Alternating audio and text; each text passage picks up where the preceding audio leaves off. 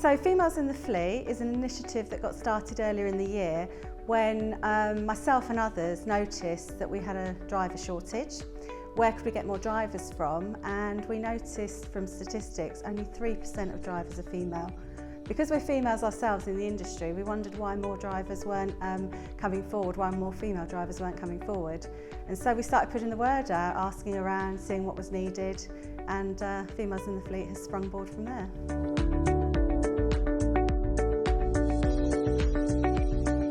David saw an article that you'd done, I'd read it in the PHM, and he thought it would be a good idea to put us in touch because obviously I'm very opinionated and very female, and so are you. And I loved your story. 30 years in the industry as a driver and operator and lots of other things. And we did an article on you, didn't we? Yeah. I've sort of done everything in the trade from the ground up. And I just think, like you do, that there is just not enough women in the trade. And Take Me are in a very good position with the social media, etc., that they can do, obviously, to try and come on board. And we have got a great team of female managers with the Take Me group.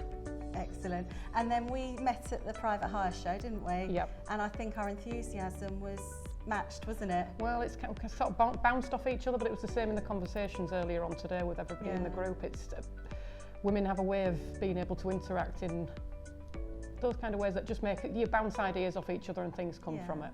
And we both want the same things, don't we? Definitely.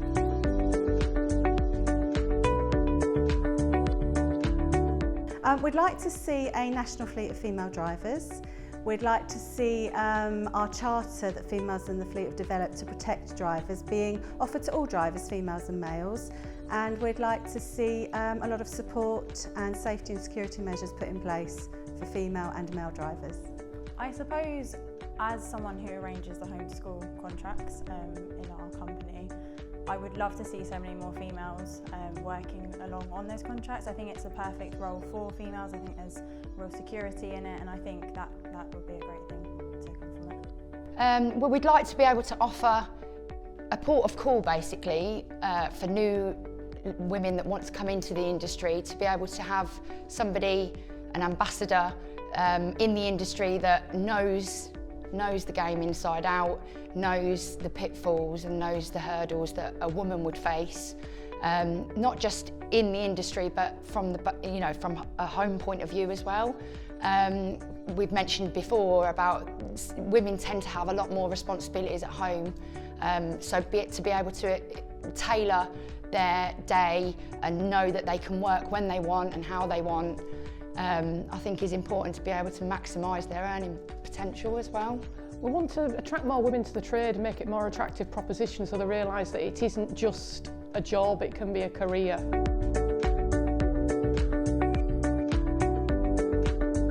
Because she was a bit concerned, she'd just got her licence and she was a little bit concerned about the safety element, and she'd seen a recent video that we'd made and how we mentioned that we can tailor dispatch.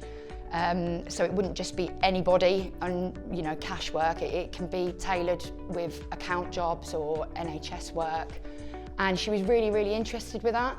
So she actually applied for a position in the Kettering, Northampton area because she knew that was where I was from, and she wanted to be able to speak to me because that's the kind of thing that she wanted to be able to do. And on the back of that now, I've had a great conversation with her and understand exactly what she wants, and she's been passed and channeled back through now to where she wants to be working.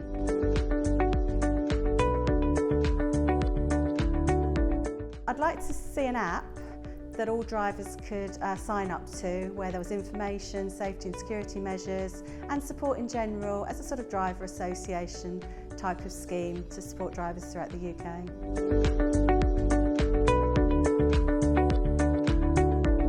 We realised that safety was an issue for females, particularly ones that either didn't want to join because they thought it was unsafe or their partners or husbands thought that.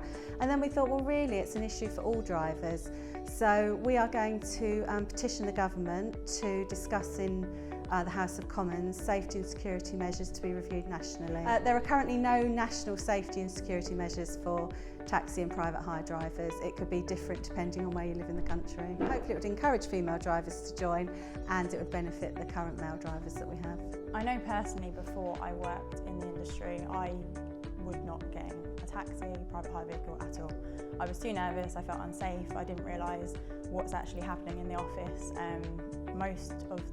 All the large dispatch companies have tracking and GPS tracking, and a lot of the vehicles themselves have tracking as well.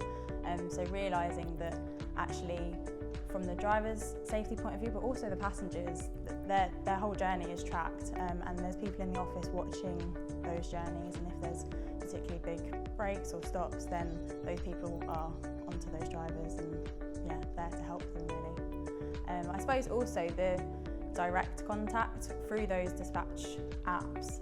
Drivers have a direct contact. I know in our office they can press the emergency button and everyone's computers are overtaken by blaring sirens. So it's something that can't be ignored.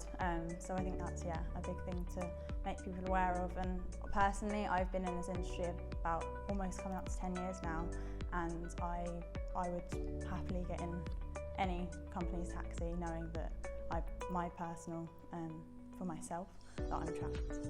I think it's the port of call as well, you know, for people to have recognised people within the industry that have been in the industry a long time, understand the industry from every aspect, as a driver, as an operator, as a controller.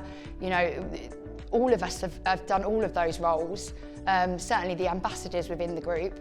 And I just think it's a great service to be able to offer. And I think it will attract a lot more women if they know that they've got like-minded women that can look after them and know what they need. Well, the taxi network, the taxi trade was supposed to become part of the transport network. Years ago, government stated that it would be, and it never has been integrated into it. The transport network as a whole has a lot more protection, a lot more regulation, and we want to be part of that. We want to have the same protection, the same safety measures and the same regulations.